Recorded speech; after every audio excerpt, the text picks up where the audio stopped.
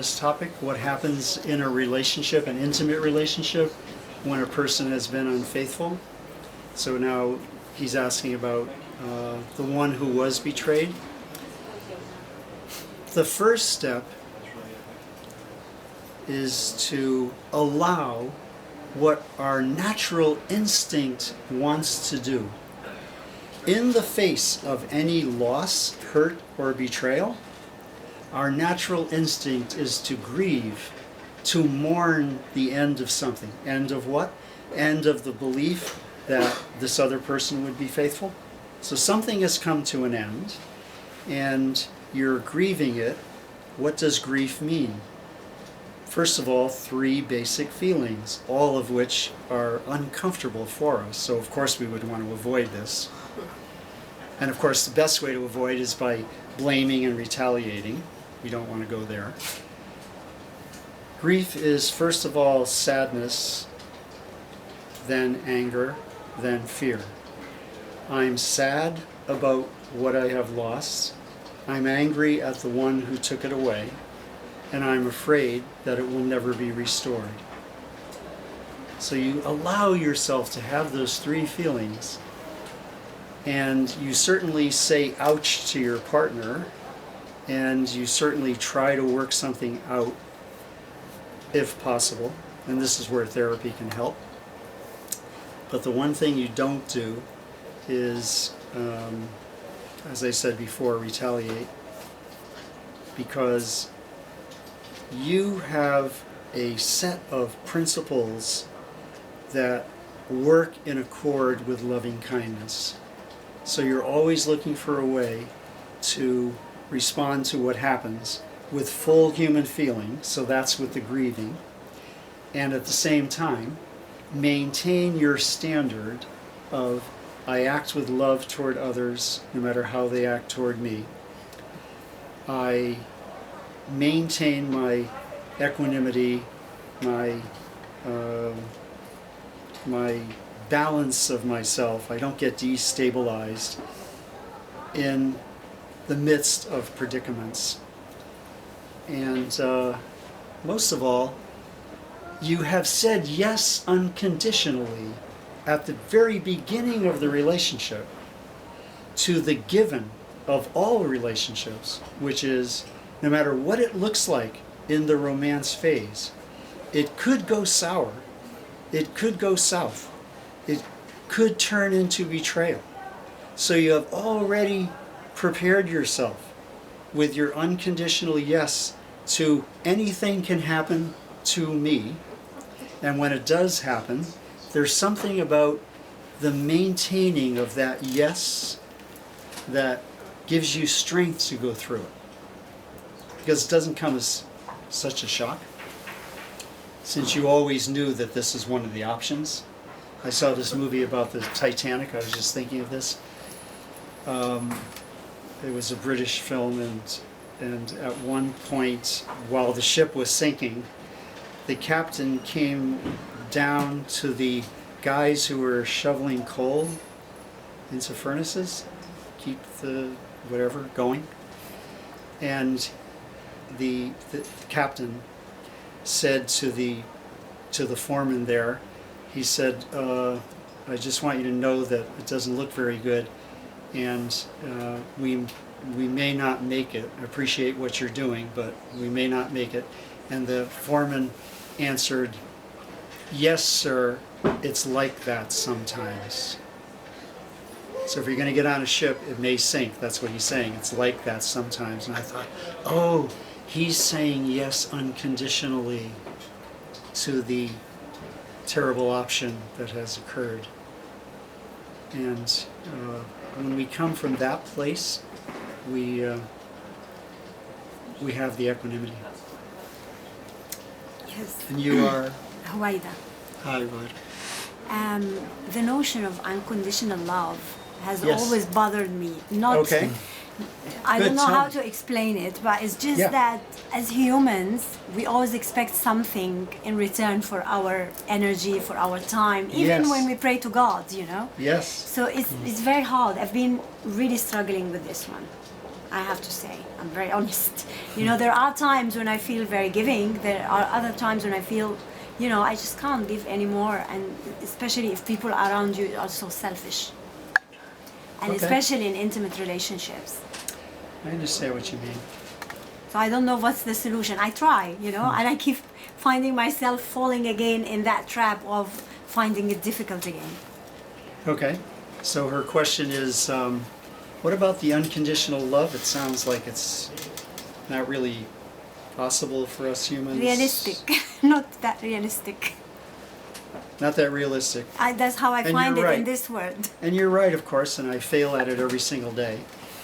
But now I've come to the conclusion that, and I got this from the Dalai Lama, that what matters is the purity of our intention.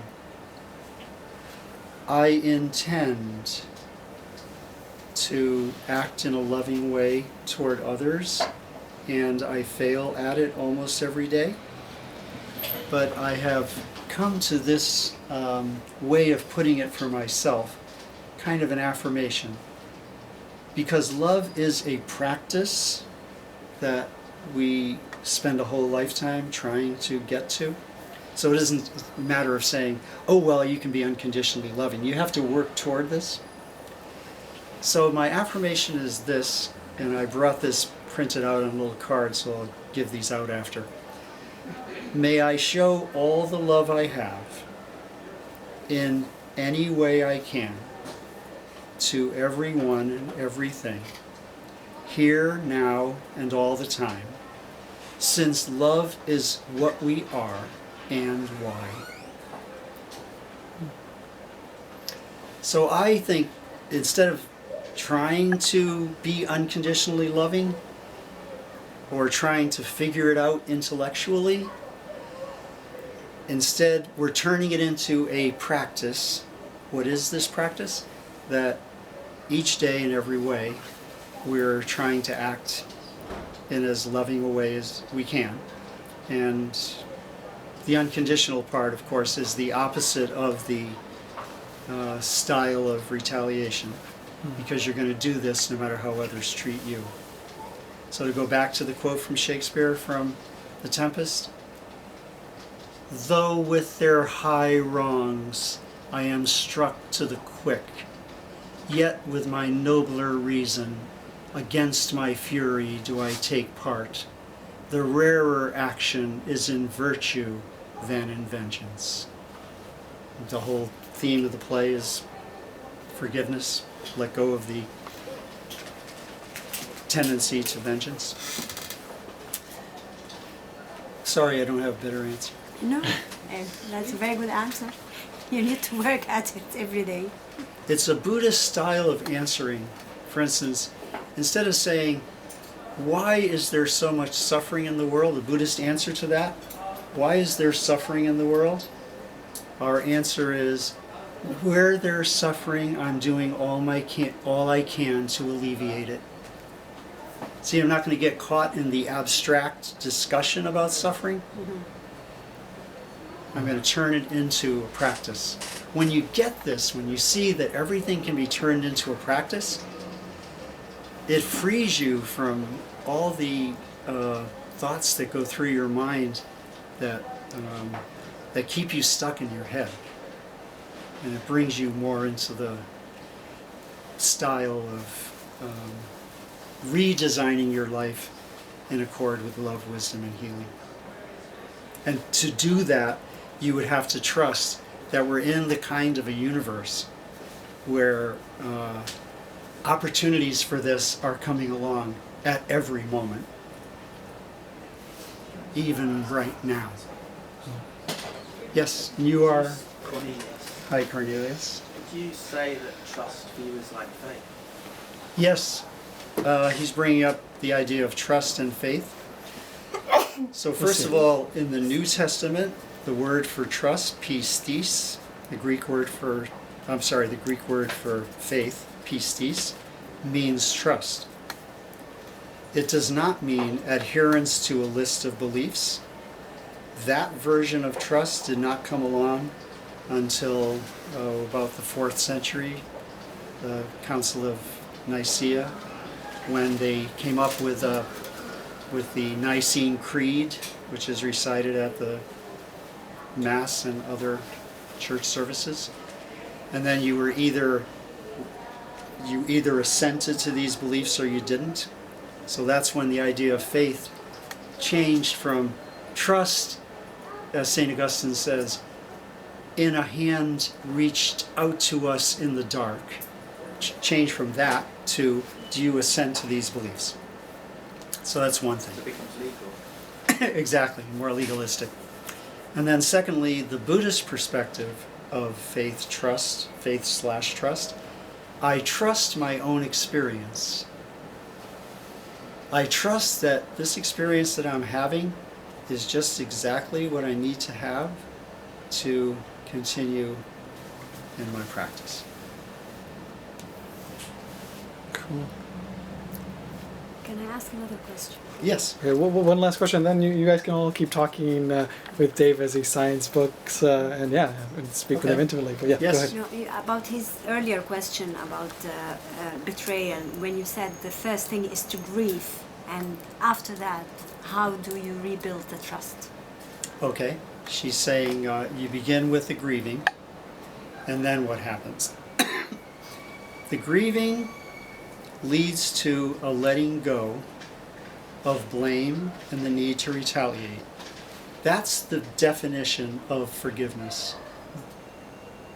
It's not magical. It's just that when you no longer hold someone to blame, still accountable but not blameworthy, censured, bad, turned against, and when you no longer are trying to retaliate, that's the forgiveness, which opens you to a new way of being together. And that's where you'd have to work together on the relationship.